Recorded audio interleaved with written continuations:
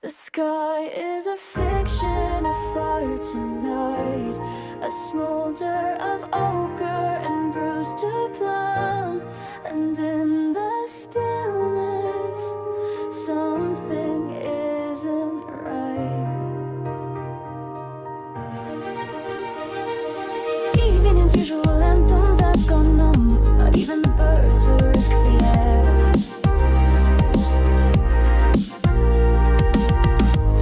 Folded prayers against the gloom. They watch the colors bleed out everywhere and treat the branches both a perch and tomb.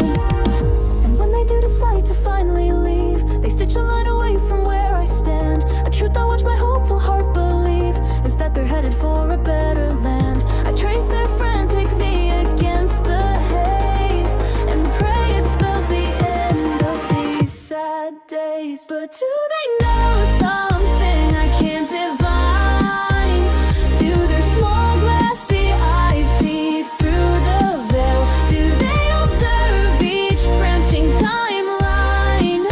The ghost of every choice where we would fail.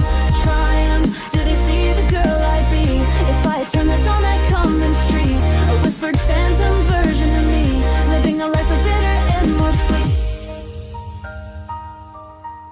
Perhaps they witness what we've thrown away, a human freedom from our own tight grip, from screens that teach us how to hate and fray, from the cold logic on the server's lip.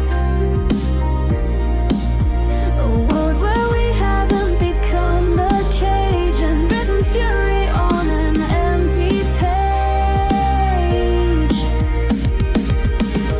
Is this just a foolish, hopeful thought? Are they just birds caught in the very same unraveling that our own hands have wrought? And is the burning sky the sky of flame? If they are trapped here in this view with us, condemned to watch our slow and steady fall, silent, small, and powerless, then I feel sorry for them most of all.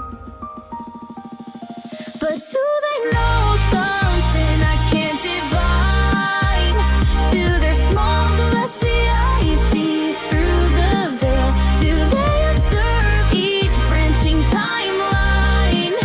The ghost of every choice where we would fail or triumph? Do they see the girl I'd be if I had turned left on that common street? A whispered phantom version of me, living life with glitter and more sweet. The wind, a whisper, carries no sweet sound, no rustling leaves, no murmur of the stream. A silent pall descends upon the ground, a broken promise or a terrible dream.